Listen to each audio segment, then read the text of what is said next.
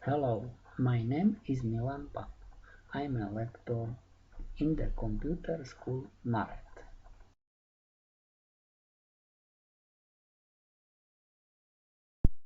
Let's start lesson 003.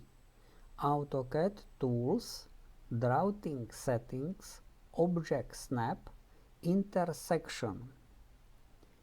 Switch to AutoCAD.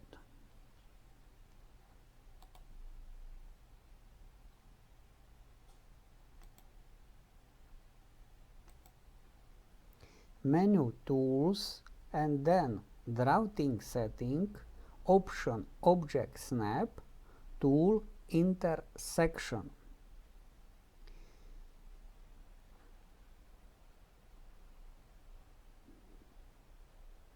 These tools can snap intersection of two lines or lines and arc, and so on.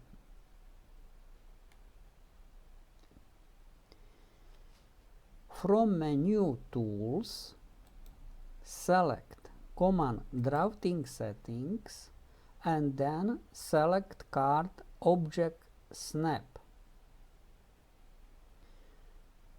You can switch on